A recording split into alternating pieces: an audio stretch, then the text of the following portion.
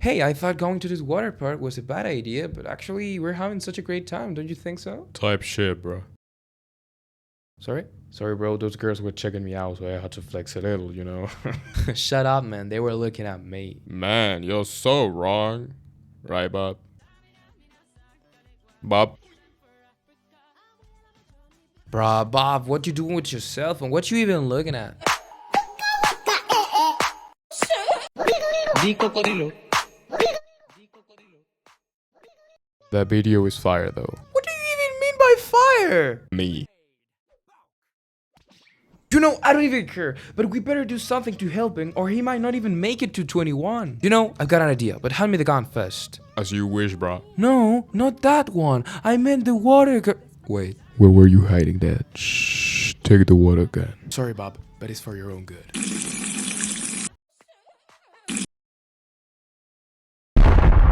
Ah, yeah, that's right.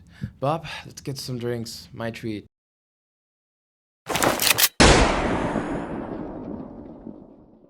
Hey. Well, as you could probably tell for the video, I like stock images, and doom scrolling is not so good. But, luckily for everyone, here am I. And after extensive searching, exhaustion, and gathering all the information, I could eventually arrive at the perfect idea. But Suki, which is my name by the way, how could you fix a global problem that even the most powerful intelligence agencies like the Pentagon can solve? And how could you be so handsome? Ladies, back up, please. No, but actually, remember when I said I had an idea? Well, I was lying because I don't. So we're going to build this together, side by side, just so you can learn from my insane engineering abilities. Nah, but seriously, let's get down to work.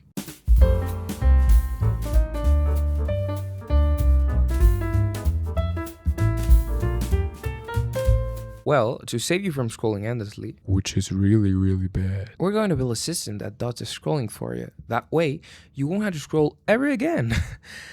Clever, right? Well, first, we need something that can replicate the movement your finger does while scrolling indeed.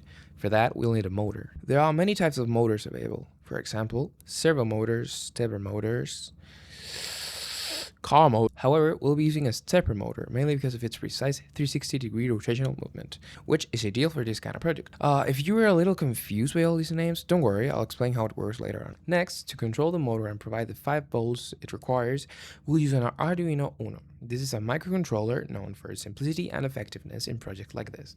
Again, no need to worry about the details just yet. I'll go through everything once we start building. Of course, we also need a structure to hold the entire system and give the motor the proper height so it can complete the motion correctly. Finally, we need something that can interact with the screen, like something touch sensitive. There are many options for this, but for practical reasons, I'll be using a stylus I have.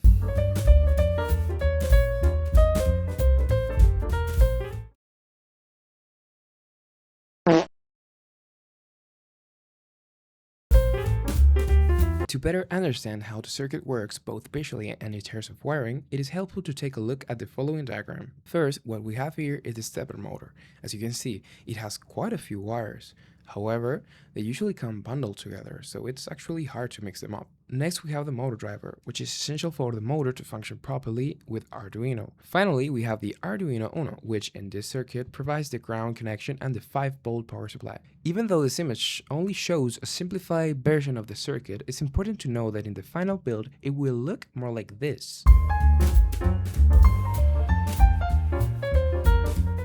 The first thing I did was connect the Arduino to my computer using the blue cable that usually comes included with it. This is the easiest way not to only power the Arduino, but to also to program it using the Arduino IDE, which is short for Integrated Development Environment. In my case, I'm using the latest version 2.3.7, but any version will work just fine. Next, I connected the 5 wires of the stepper motor, which are responsible for carrying the current that drives the rotation of the motor's rotor. However, these wires cannot be connected directly to the Arduino. The digital pins, those we control through the code, are not compatible with the type of signal the motor requires. They lack both the precision in current variation and the amount of current needed to properly drive the motor. That's why we wrote these connections through the motor driver.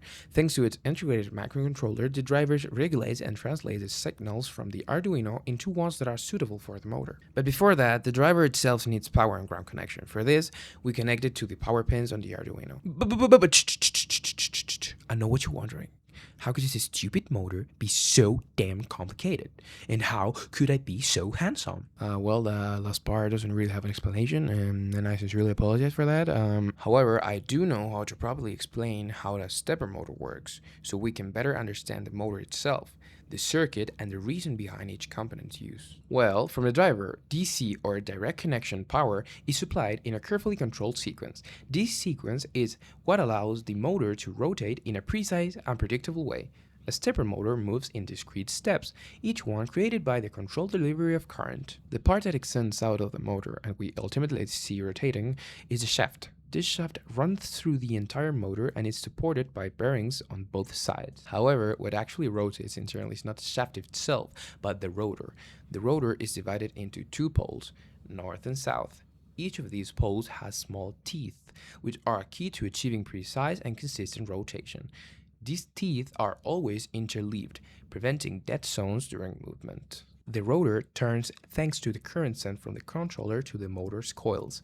When current flows through a coil, it generates an electromagnetic field, which over a very short period of time produces what we call a step. Whew. Okay, it works. Now that the circuit is built and we've made sure everything works properly, we can move on to the structure. For the structure, I chose to start with a conceptual design made in 3D. The main idea behind the model was to elevate the system without adding too much weight to the structure or the screen itself.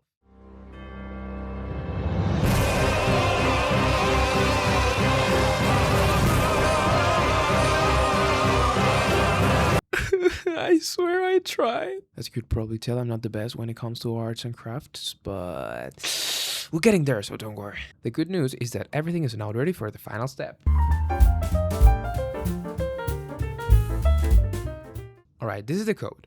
I'm not going to explain every single part of it, but essentially we're using the stepper library to access the stepper class, create a motor using the pins we're working with, set an appropriate speed, and make it rotate continuously.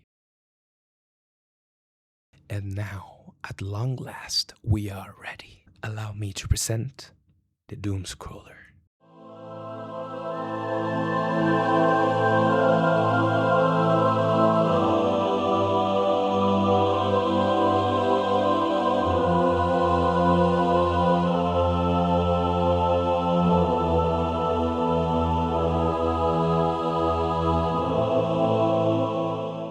Well, that's all for today. I hope you enjoyed my first video.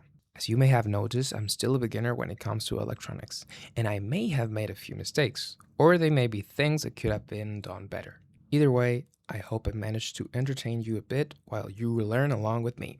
My name is Suki, and I'll see you next time.